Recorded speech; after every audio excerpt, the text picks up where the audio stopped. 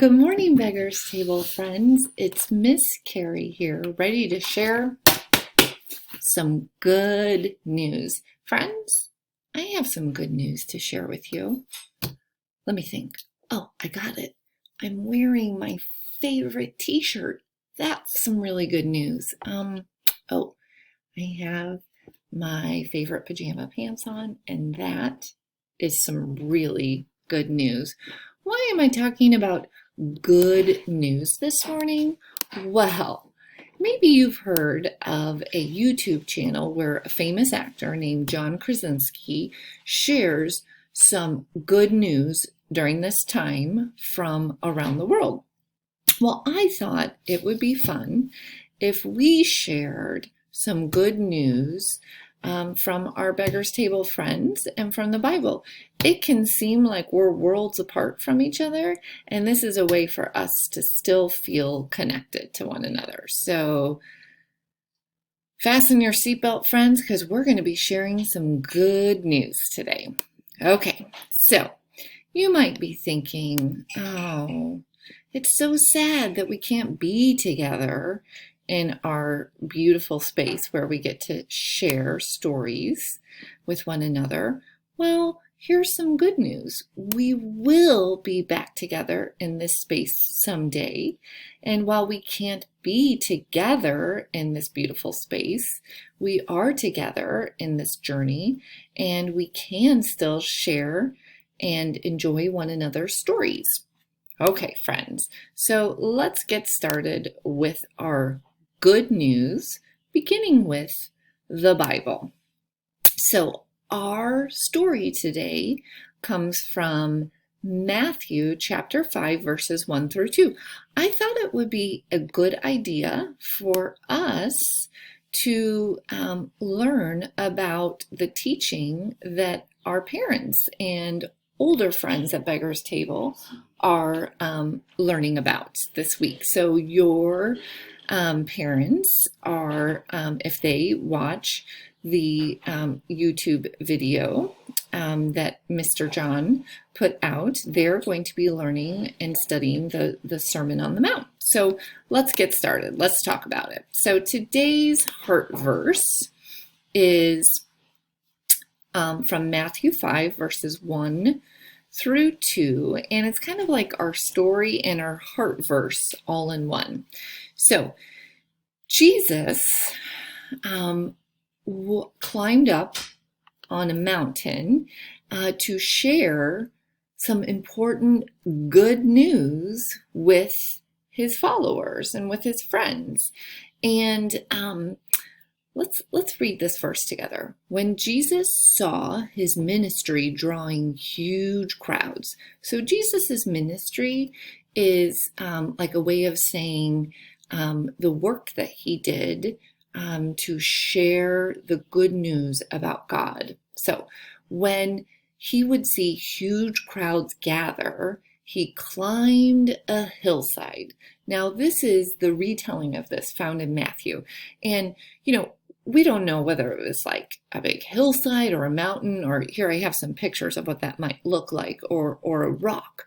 The idea is that he had something really important to say. So saying that he climbed a hillside is like saying he has something really important to share.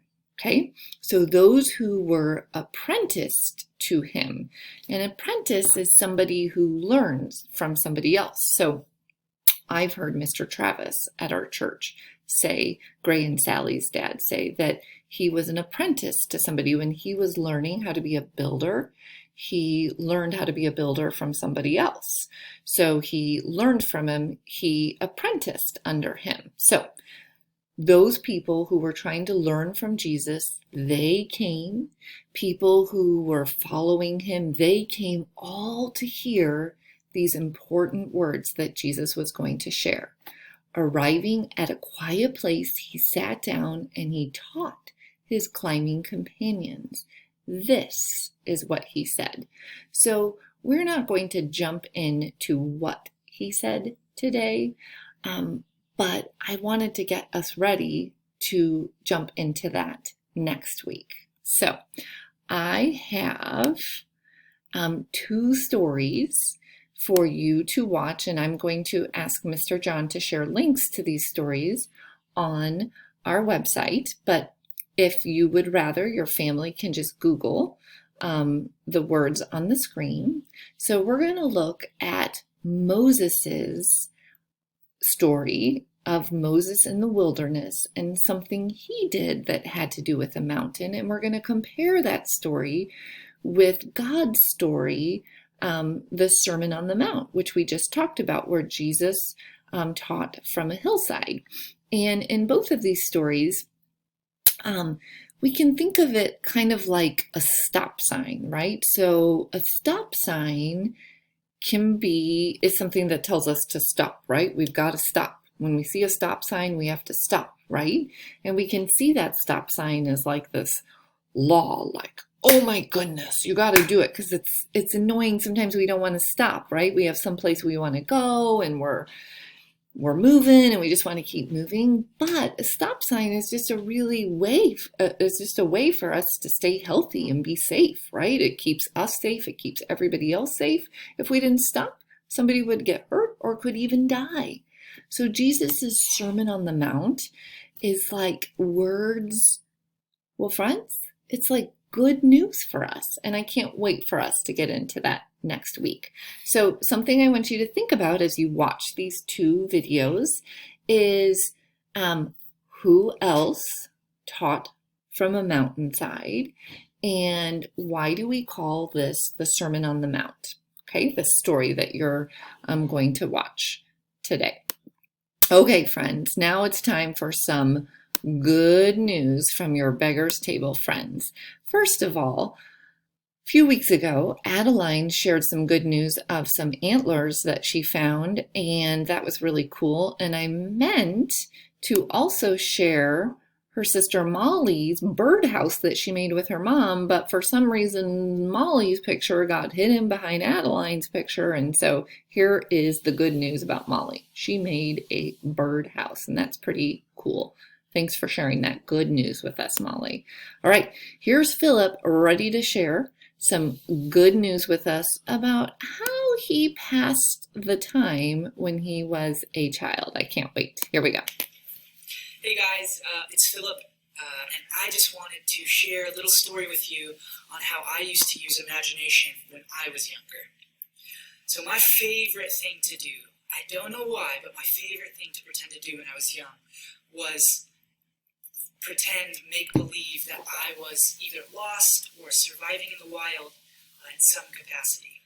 So we lived in a really small town growing up, only a couple hundred people, and we lived near a wooded area that my parents would allow me to play in. We also lived by this river that would run through the town. And when I was with my parents, I would pretend I was living off of the land or living in somewhere that I was unfamiliar with, some scary place. I would take sticks and take leaves and branches and dirt and build shelters, like I was pretending like I was hiding from the weather and the sun and the rain. And other times, I would do it inside. I would build blanket forts, or I would lock my door, and act like I, was stranded somewhere, either on an island or in the woods, and had to do what I needed to do to survive. Now, I don't know why I found that so fun, digging in the dirt, pretending to find plants and pretending to find bugs to live off of, and pretending to hide from scary, bears. But for some reason, for years and years, I had a lot of fun pretending like I was on some adventure and had to do what I could to survive. And it's super easy to do in your yard. It's super easy to do indoors, wherever you are, using your imagination and pretending you're on some sort of adventure like that. It's really fun and really easy. I have a lot of great memories of that growing up. Hey, Phillip, thank you so much for sharing that with us. That was some really good news, and I would have had fun doing that with you as a child. I hope some of our friends go and do that very thing that you talked about. So, all right, we have some good news from Miss River. Let's see what River has to share. River, what's something good that happened this week?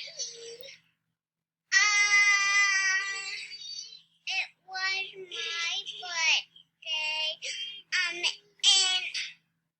I got it, the giantest unicorn that I ever seen. River, we know that you love unicorns, and I'm so glad you got a giant unicorn. And happy birthday. You are 5 years old. That is some good news. Okay, let's hear from Miss Sophia. She has some good news to share. Sophia, what good news can you share? Yesterday my mom got tested, and it shows that there is no coronavirus in our house. Okay, Sophia, that is some really good news. I know that your mom is doing some important work out there, and I'm glad she got tested, and I'm glad she is just fine. In fact, Sophia's mom told me that she is doing great. She feels great. Okay, friends. Let's see what other, here's some good news. So this would be the time when we would break off into our small groups and have our communion time together. And we can't do that today, right? But we can still be a community in that we can share in these two stories together. So our friends at Saddleback have a Moses in the Wilderness video I'd like for you to watch. See if you can make a connection here between these two pictures. And then we also have God's story, the Sermon on the Mount, from our friends at Crossroads Kids. So try to watch those two stories because we would watch them together if we could be together in our space. The good news is we can still watch them. Okay, so I have our prayer, and I have the wonderful Miss Harper right here. She is going to do our prayer for us. Here we go. Love and hope. You made the world and care for all creations, but the world fears strange right now. The news is full of stories about coronavirus. Some people are worried that they'll get ill. Others are anxious for the friends and family. Be with them and help them to find peace. We pray for the doctors and nurses and scientists, all who are working to discover the right medicine to help those who are ill. Thank you that even if in these anxious times you are with us. Help us to put our trust in you and keep us safe. Amen. God of love and Thank you so much, Miss Harper. Okay, and as is our practice, we always sing together. So we have again Miss Ruby Barr right here, ready to lead us in the Lord's Prayer. Father, art in heaven, hallowed be thy name. Thy kingdom come, thy will be done, on earth as it is in heaven. Give us this day our daily bread, and forgive us our trespasses, as we forgive those who trespass against us. Lead us not into temptation, but deliver us from evil. Our dear Father,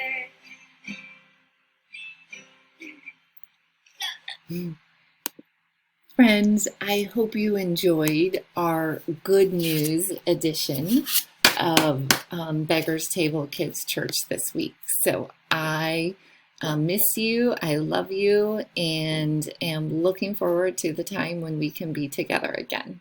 Bye-bye.